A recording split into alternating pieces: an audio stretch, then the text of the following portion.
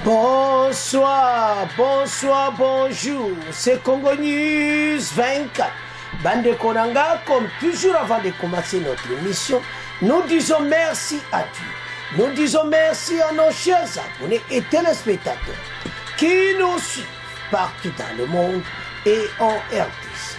Bande Konanga, soyez les bienvenus. À la une, chers téléspectateurs, Katumbi et Matata demandent à la MONUSCO un dispositif sécurité bandiko pour les candidats à la présidence de la République. Le sécurité comité, il faut MONUSCO surveiller bango. Tous à la connecter, peut-être développer une émission. Deuxième point chez téléspectateurs, et Yindi bandiko. Fati vient de frapper Mbelu révoqué et puis docteur colonel Kiambi à la tête de la NER. Beaucoup y a une émission qui est le colonel Kiambi, médecin et puis militaire. Makamwaza minenao. Alors Kagame, on a un problème sérieux. De l'autre côté, Jean-Louis Sambo Kangache est nommé conseiller spécial en matière de sécurité du président Félix Tshisekedi. Azo remplacé Jean-Claude Kabongo. Donc c'est comme ça. Changement qu'on s'arrête alors. Rwanda, panique totale. Tous à la connecter. Bandeko, émission de Bandi et commettant tout sur l'ensemble la situation politique à RDC. Bandeko toko kende directement na oye yindi opposition bakena MONUSCO. Katumbi tozoye bate oye bazoluka. Balobi ke mboke za na sécurité moko total. Bango baza na sécurité de société. Bazo senga MONUSCO a sécurité na bango pendant période yoti leur élection. Donc toujours comprendre ti. Est-ce que oyo tu ezaka rapona ko crier au juste c'est quoi? Donc Katumbi azo mené pré-élection ndenge moko ya malamuti. Azo yebate ke oyo azo sala eza pena couper sa propriété parce que ils ont l'accès direct qu'il y a quelque chose. Katumbi banaka la zaka na sécurité. Bande ko bota la dossier. Situation za munene parce que azolo bakue sécurité na bango eza il faut ba luka MONUSCO a luka aider bango. Matata mpoyo et Katumbi bazana MONUSCO c'est lundi bakende kuna. Donc so ozotala makambo ozomona clairement ete tozala dossier ya okendi oyo eza ko avancer bango soki balakisa ke la mort okendi bango pe bakokuboma ndenge babomi okendi bozomona te ke ntango baolobaka eza ekom propagande sur le nom ya okendi ezosala propriété banda kalazaka na sécurité te kaka lero okende akufi nde Katumbi akomi insécurité. Ande to comprendre makambo ezo sala pena propriété tant omona babiloko ya boyi parce que avant la mort de Okende makambo etika kozala ta lero Okende akufi assassinat Katumbi alobi ke bango pe baza na sécurité te. Bandeko makambo oyo même ya Okende tango kobeta kano ekobima bato ebele bakobima na kati ya bakazako babatami. L'heure est grave. Totanga Katumbi et Matata demandent à la MONUSCO un dispositif sécurité pour les candidats à la présidentielle 2023 bandeko. Dans un communiqué publié lundi 31 juillet, les opposants Augustin Matata et Moïse Katumbi condamnent l'attaque contre le cortège de Délice Sanga. Candidat déclaré à la présidentielle 2023, Kananga Kasai Central. De ces faits, il demande à la MONUSCO d'assurer un dispositif sécuritaire approprié pour les candidats présidents de la République. Nzambe, bandeko, sono otala makambo yu, makambo tu avant moro kende zalaki te. Ozomona, mais pona nini eza kobima, ka pona ko créer. Oh, nini batake nini ya Délice Sanga.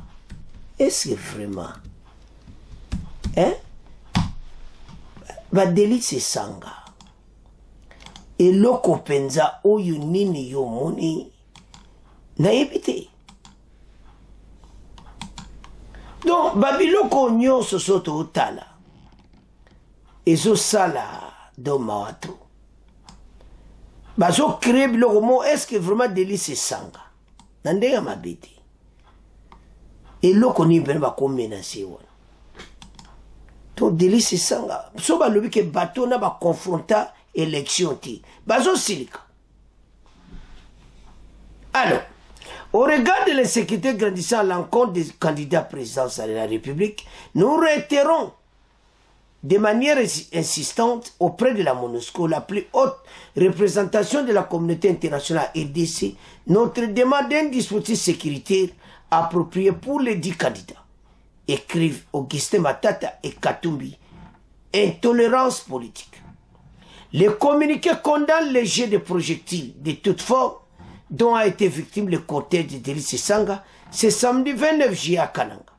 Nous condamnons ces actes de barbarie et d'intolérance politique à l'endroit du président de l'envoi de délégation, affirme de 2 personnalités, exigeant une enquête soit ouverte par les autorités en charge de la sécurité pour identifier les auteurs et commanditaires afin qu'ils soient traduits à la justice et fermement sanctionnés.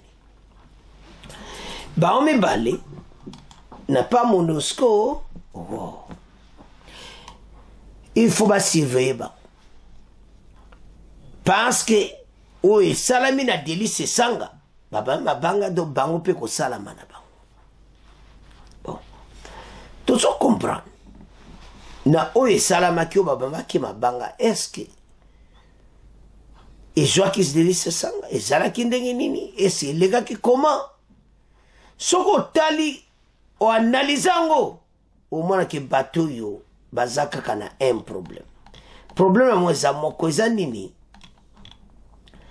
kaka kibamona ke gouvernement ou insécurité zali hein bandeko à partir ya la mort ya okende. Alors toujours kena makambo chi wapi batu bazuluka am ya okende et reposer en paix. Et kokite ke okende l'air nyonso batu dossier yo okende za révélé en tout moment dans une situation moko mona clairement que dans mawatu. Alors mena bango bakei ko senga sécurité na MONUSCO, mais problème la biso eza que ezo ça la propriété pour la famille okende zomona eza ça la pena bien dit. Alors soto tala dossier bandeko eza mao tomeka ko développer. Katumbi et Matata devant MONUSCO parce que cortège à Délice Sanga babamaki o mabango.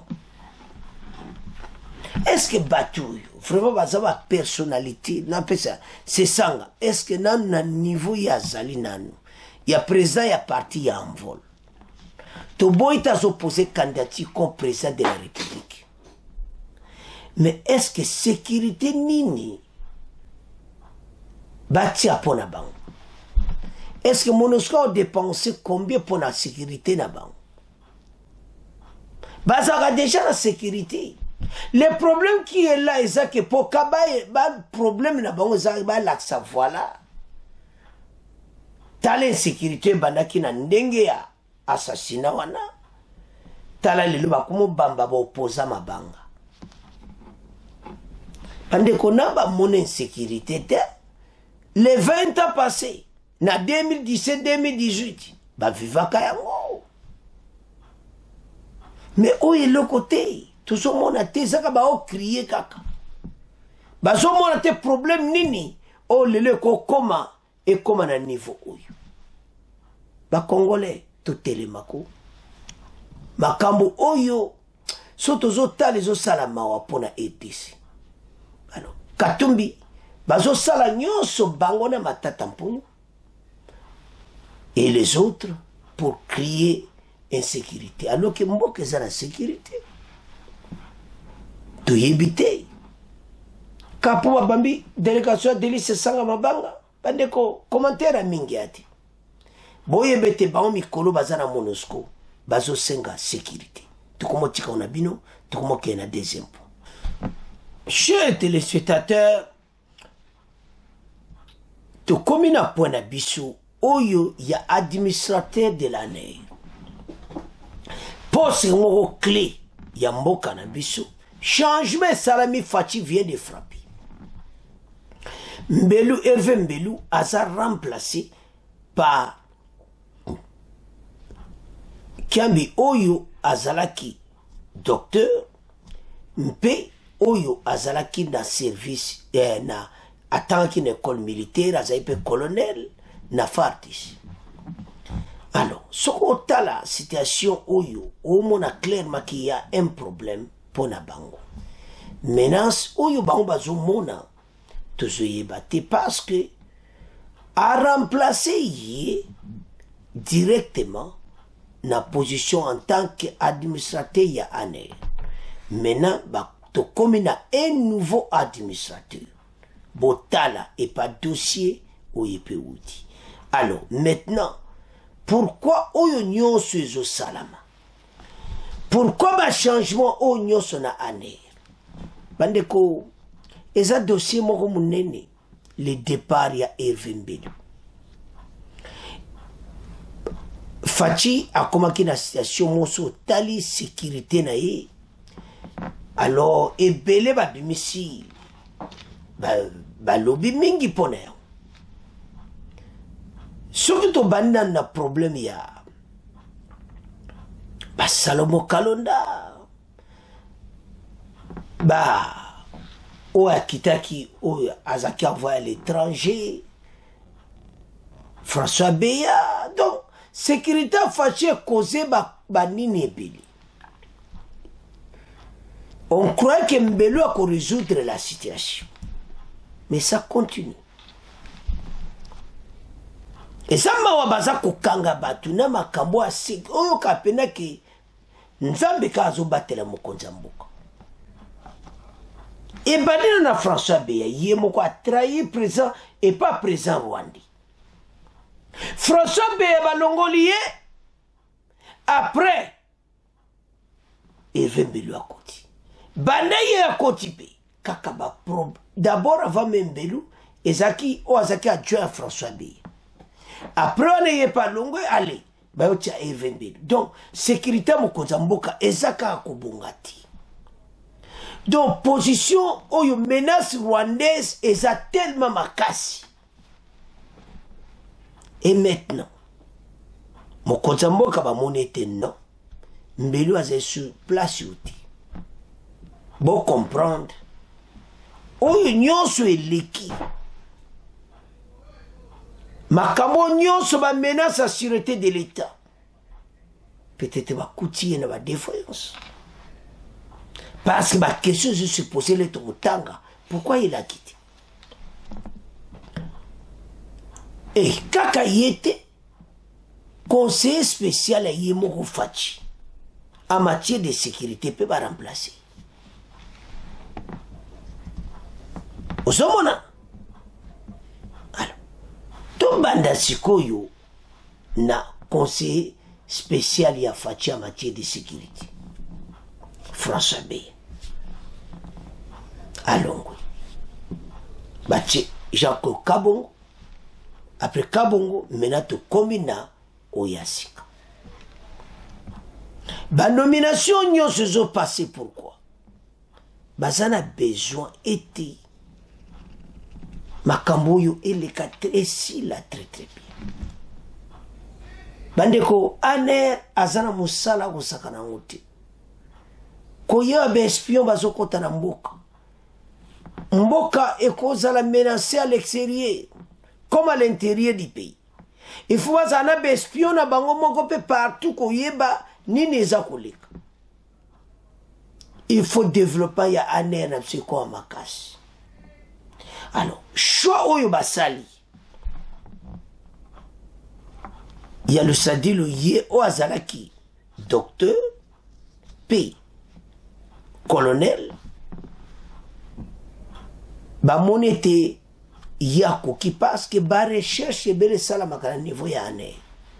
Ba recherche scientifique biloko ebele pona ko détecter makambo ebele ozo sama na mboka. Sécurité est menacée tellement na Rwanda à tel point que le gouvernement soit comme un point pénal que oui, en tout cas, il faut trouver une solution. Les présidents rwandais ont planifié Makambo belé contre le président de la République. Dernièrement, Tolandio à Brazzaville. Ça sont que ça salagno, soit corrigé non. Les médias étrangers sont crédibles, Makambo même jeune Afrique par le Wakiango, que Kakane azoluka atteindre Kinshasa à partir de Brazzaville. Tant que mon yo konko a coupé sa président à Bangba Kamunion, c'est au monani.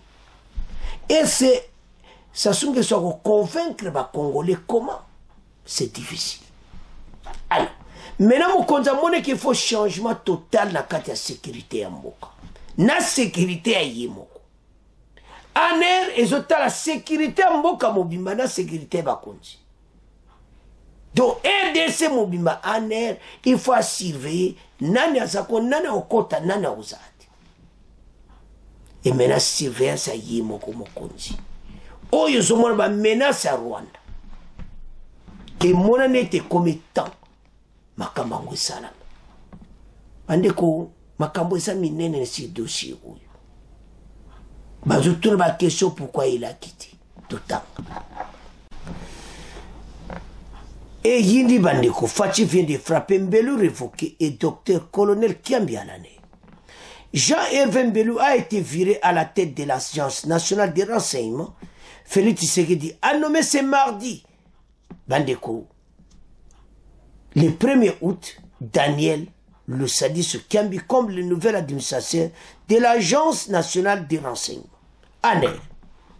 Dans une ordonnance présidentielle publiée ce mardi, Jean-Hervé Mbelu a été relevé de ses fonctions de chef de l'Agence nationale des renseignements.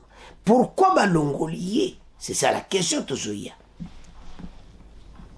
Le président Félix a annoncé la nomination de Daniel Lusadisu Kiambi comme nouveau responsable de l'ANER. Yewana. Bandeko, il a été en Belgique. Jean-Hervé Mbelu, titulaire d'un doctorat en sciences politiques et administratives, il a rejoint la tête de l'ANER en fin 2021 en remplacement de Justin Isson Kinkiat et était considéré comme un expert en matière de renseignement. En remplacement de Mbelu, Daniel Lusadisu Kiambi a été nommé administrateur de l'Agence nationale des renseignements. Kiambi était médecin de formation spécialisé en cardiologie et en médecine d'urgence. Il a également suivi une formation militaire à l'école royale militaire de Belgique. Il a servi particulièrement au sein des forces armées aéroises et a travaillé au sein de la division spéciale présidentielle. Dans le niveau à DSP, à Zalaki, direction spéciale présidentielle Boyebi, dans l'Airwan. Il est également proche à l'IDPS, Union pour la démocratie et le progrès social, les partis au pouvoir en République démocratique du Congo. Bazaki vraiment bien à Tshisekedi. Cette proximité pourrait jouer un rôle dans sa nomination. Ba décrire même Yango Awa Bandeko, Makambo Zaminen. Âgé de 62 ans, marié et père de 6 enfants, Daniel Lusadisu Kiambi est docteur en médecine, avec spécialisation en cardiologie et en médecine d'urgence. Mais l'homme d'une casquette, celle des militaires, formé à l'école royale militaire en Belgique, il a connu une brillante carrière au sein des forces armées aéroises jusqu'au grade de colonel, particulièrement dans les DSP. En exil forcé, depuis l'arrivée à AFDL, et tout le monde se touche le Congo-Kinshasa, et puis il était proche de Tien Tshisekedi Wamulumba, avant l'habitude d'évoquer des questions militaires. Bandeko, Makambo Zaminene. Azamutu Oyu et Moine clairement était position et kokinaï. aza proche ya Etienne Tshisekedi bandeko makambo zaminen. Cette proximité politique pourrait jouer un rôle de sa nomination à la tête de l'année. Le départ de Jean-Hervé Mbelu et la nomination de Daniel bandeko de renforcer les aspects sécurité. Makambo zaminen parce que il y a ici des interrogations dans ces changements et l'implication pour l'avenir de l'agent de renseignement. La nomination de Kiambi avec ses compétences et son expérience militaire pourrait signaler une volonté de renforcer les aspects sécurité et opérationnels de l'année. Cependant, il reste à savoir comment il s'acquittera des nouvelles responsabilités et parviendra à mettre à l'efficacité l'agence de l'année. À Kosala Ngondengini. Ah, tozaka na première partie. Après tokoya na conseiller Fachi. Ah, tozaka na année. Sécurité mboka menacée. Kagame zo menacé. Tozoke de ti wapi. Makambo oyo ya sécurité mboka za grave. Yango bozo mona. Kagame zo menacé na ndenga mukete. Ezamawa. Le départ de Jean-Hervé Mbelu et la nomination de Daniel Sadoussou Kiambi suscitent des interrogations quant aux raisons des changements de ses implications pour l'avenir de l'agence de renseignement. La nomination de Kiambi avec ses compétences et son expérience militaire pourrait signaler une volonté de renforcer les aspects sécuritaires et opérationnels de l'année. Cependant, il reste à savoir comment il s'acquittera de ces nouvelles responsabilités. Il y a une question. Et il parviendra à mettre l'efficacité de l'agence. Il y a des questions. Cette décision suscite également des questions quant à l'avenir de Jean-Hervé Mbelu, qui avait été nommé avec beaucoup d'attentes. Sa sortie de l'année soulève des interrogations. Bandeko, sur les raisons de son départ et sur la direction future de sa carrière. Quelles sont les missions de l'année? Il faut que la mission est année d'abord, c'est pour ça que Mbelu a commencé un problème à Kawebele. Et ça là qui est bien, parce que il y a des spécialisés en politique.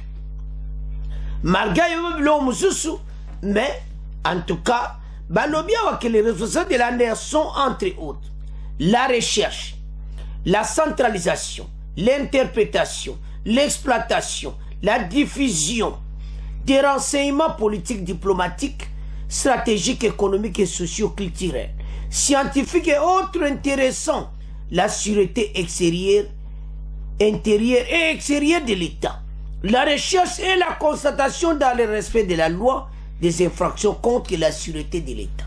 Donc, aux hommes que les domaines moko mas, les amunene. Alors, Mbelu, mission naïe et sa complété. Parce que obligé de rentrer par un expert, un docteur et puis un militaire. A quand même expérience militaire na kati, a quand même expérience scientifique na kati. Bah lobi bien que na ba recherche scientifique na kati ya aner. Ko yeba les cambouezo passer comment et puis ko surveille mboka na ndenga mune. Alors bandeko ezama tombe ka ko développer yango après toko ya na conseiller spécial. Le nouveau patron de l'ANR, l'Agence nationale de renseignement, est Daniel Lussadissou Kiambi, en remplacement de Jean-Hervé Mbelu. Ces nominations ont été rendues publiques à travers des ordonnances signées par le chef de l'État et lues à la télévision nationale RTNC aujourd'hui. Ordonnance numéro 23/129 du 31 juillet 2023 portant nomination d'un administrateur général de l'Agence nationale de renseignement, en sigle ANR.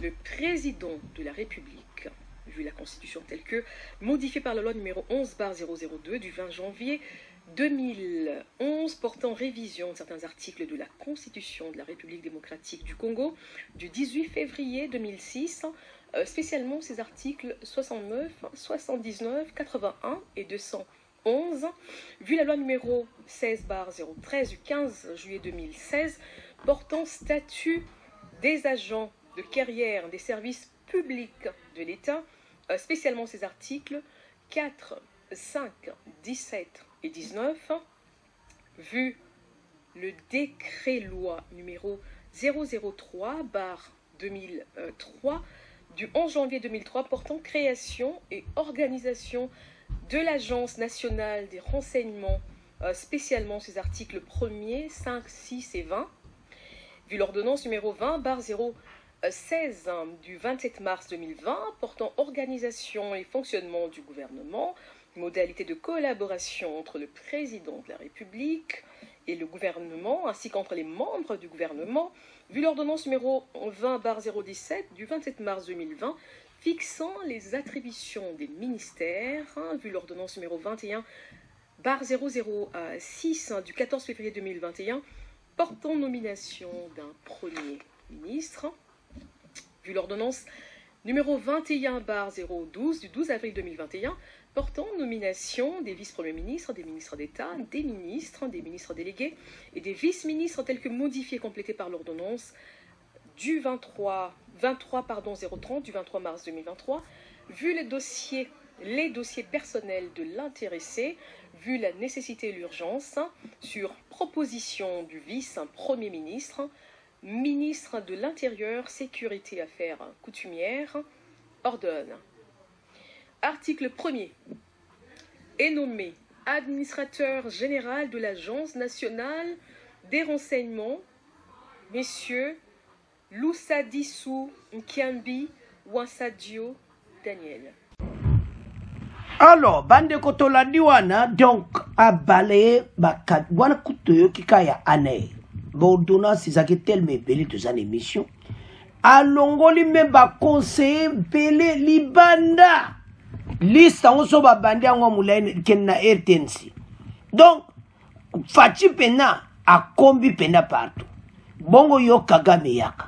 Makamweza minene. Tout le monde libanda va remplacer bango. Yane liba. Donc soto talindenge makamo tu bandeko. Et ça sont donc liste ba conseiller juridique ba changer ba conseiller presque nyos. Donc kuna penda batasika. Alors Fati vraiment solo, il vient de frapper Nebo Mona Kenatik. Alors tout développer sikoyo ya administrateur ya aner. Tandeko na point oyo ya aner ba konzi ba dui décision moko kusakana te parce que eza sécurité ya mboka mobimba. Ndenge to tangi wana o balobaka tant oyo bandeko eza kusakana te parce que Sogozotala comment menace ça makasi libanda parce que aner musana zo protéger mboka mobimba EDC azo protéger espionnage nyozo sama na mboka na biso renseignement bazo travailler na renseignement militaire. Alors administration générale et aner le nouveau Lomfo bandeko il était d'abord en Belgique. Et pas wapi à Salaki, à docteur, et puis attendre une école royale belge. Donc, à une expérience makasi. Dans le moment où tu as menacé, il fallait qu'on change bandiko. Ce que tu as la ponti au talo le bino pays, il fallait à la bongo. Parce que tu as un niveau moko, tu as la kako le cas pour le moment. Président Rwanda Zuluka partout. Molanda qui n'a pas mission les gars qui te démontent qui mino tu peux savoir ba prévenir comment Azoluka Nzela pour atteindre le président de la République. Bande koba voisin ba commis un problème sérieux. Ce changement à la tête de l'ANER, Rwanda panique totale. Pourquoi tu as panique totale? Parce que à coopérer qui déjà n'a pas François Beya. Ou à sa conseiller spécial à la sécurité à chef de l'État, à coopérer na batmusu ya aner na biso, donc on a bilo qu'on a tout et ça est la propriété. Pour aner à zawana, na yo conseiller à chef de l'État, ANER azo surveiller pe yo ezo senga mutu mo avec ba capacité mo makasi pe international eza na kati. Alors et moi ni clairement était yé mutakoza la remplaçant ya oto ça ba congolais était ba konzi ba oto ba décision moko a kitoko et ça pone intérêt ya mboka soki lelo yo ba remplacer Mbelu na kambi ya remplacer et ça vraiment important pour bazo mona comment Mbelu déjà tala ba problème ebimi.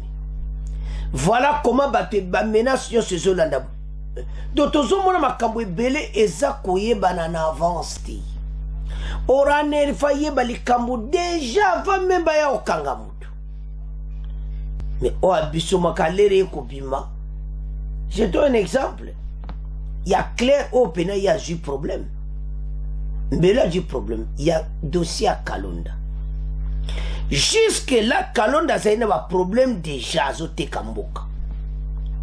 Mais pourquoi mon account?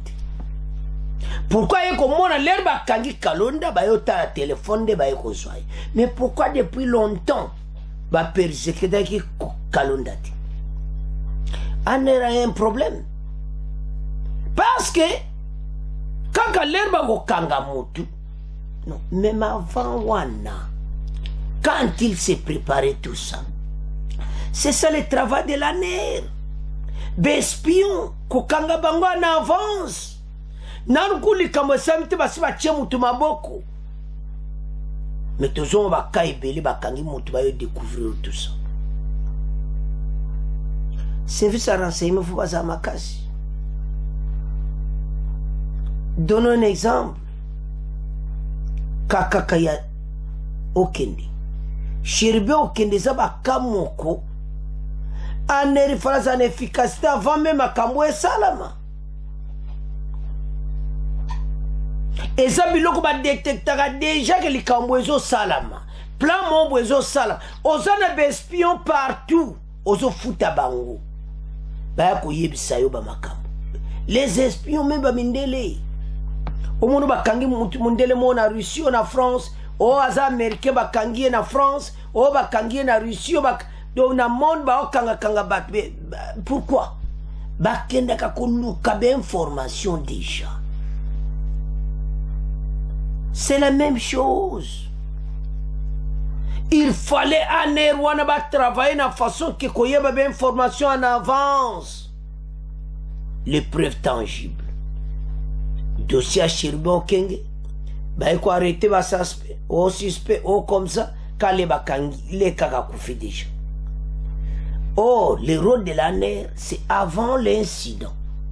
Et c'est passé, bango be espion, basi ba moni, basi ba yebi, pe ba yeba zumotouane. Vous savez, oh, il y a présence, oui, et ça là, mais il y a pas kamoko spécial net y a sûreté à Mboka en avance. Ce n'est pas que bakangi mutubota à la télé. En avance même, oh, il y a téléphone et après. Des espions partout. Alors, tout ça qu'on espère à côté sika. À cause ça la boulot à la kitoko. Alors, tous les cas maintenant, na conseiller spécial, il y a chef de l'État en matière de sécurité. Le nouveau l'homme fort à Ekokota. Totanga. Tozana sewana Kagame à côté na sewana.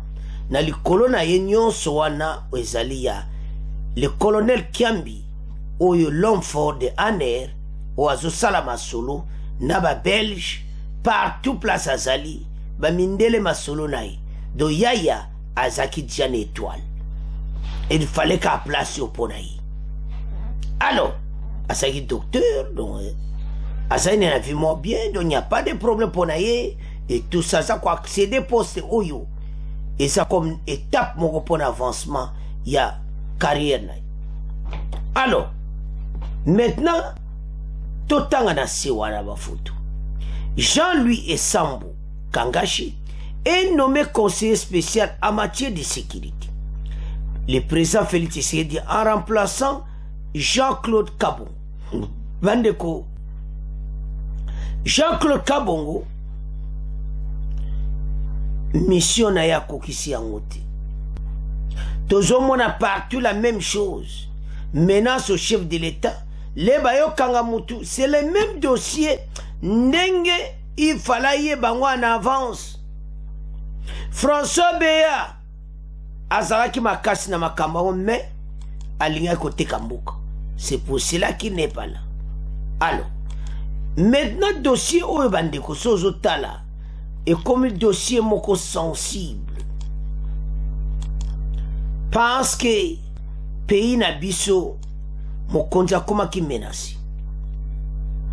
Alors, qui est Jean-Louis Esambo Kangashi, doyen de la faculté de droit à l'université de Kinshasa? Le professeur Esambo a été juge à la Cour constitutionnelle et au Conseil d'État. Donc, doyen faculté à droit à l'université de Kinshasa. Azaki Aza professeur Bandeko et puis Azaki juge la Cour constitutionnelle et au Conseil d'État. Il a du place, il y a Jean-Claude Kabongo qui après François Béa. Dans les sécessions, tout, yes koyo aïe kosukisa bama solo si je comprends. Peut-être ça va travailler bien avant de voir. Parce que déjà, Azan j'ai une expérience en tant que juriste à travailler dans la Cour constitutionnelle et puis dans le Conseil d'État. Donc, Azamoutou déjà pour détecter situation rapide où ils ont pembé dans mon compte. Alors, maintenant, na côté Rwanda, bah comme un problème. Ce qui Rwanda ba cop no nyo so chama kele mikolo yo. Ozagi jana cop na Jean-Claude Kabongo. Pona ko menacer chef de l'État. Cop na yo kufi. Cop na yo kufi président rwandais. Jean-Claude Kabongo azali banda. To comme na les nouveaux conseillers. To développer.